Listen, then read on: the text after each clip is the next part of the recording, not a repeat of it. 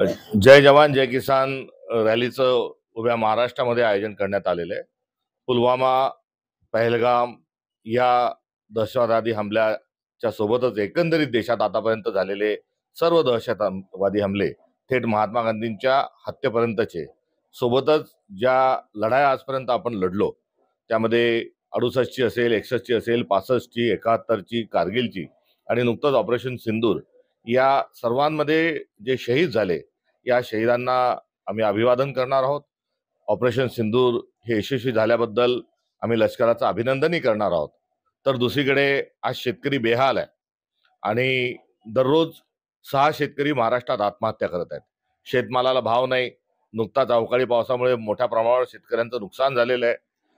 त्यासोबतच कर्जमाफीची घोषणा ही झालेली नाही आणि शेतकरी मोठ्या अडचणीत सापडलेला आहे आणि या शेतकऱ्यांच्या अडचणीकडे सरकारचं लक्ष वेधत असताना एकूण शेतकऱ्यांच्या मागण्या मंजूर घेण्याच्या अनुषंगाने देखील आम्ही जोरकस प्रयत्न करणार आहोत।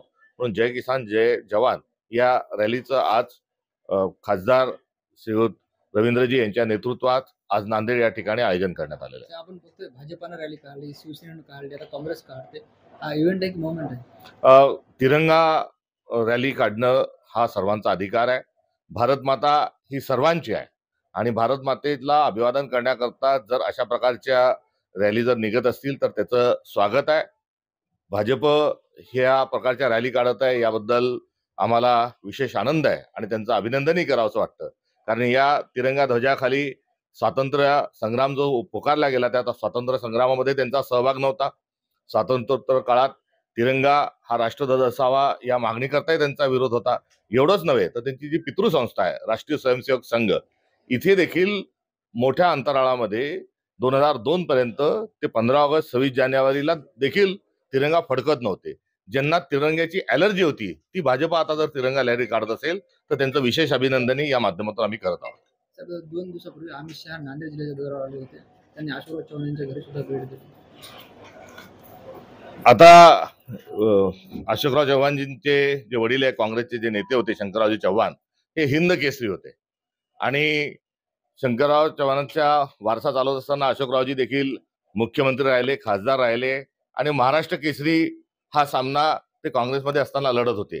आता जत्रत ते दंड ठोपटताना आणि कुस्त्या खेळताना बघून हसू येतं, यापेक्षा अधिक काही बोलू शकत नाही। नांदेडनंतर देवेंद्र फडणवीस असं म्हणले की आता काँग्रेस सुद्धा पाकव्याप्त होता। त्यांनी थोडंसं मागे पलटून जर बघितलं असतं तर स्टेज जो आहे हाच पूर्ण काँग्रेस युक्त होता हे त्यांच्या ध्यानात आलं असतं। स्थानिक स्वराज्य संस्थेचं बिगुल वाजल, काँग्रेसची काय भूमिका असणार? काँग्रेस सक्षमतेने स्थानिक स्वराज्य संस्थांना सामोरे जात आहे आणि काँग्रेसची जी रणनीती आहे ती स्पष्ट स्वरूपाची आहे।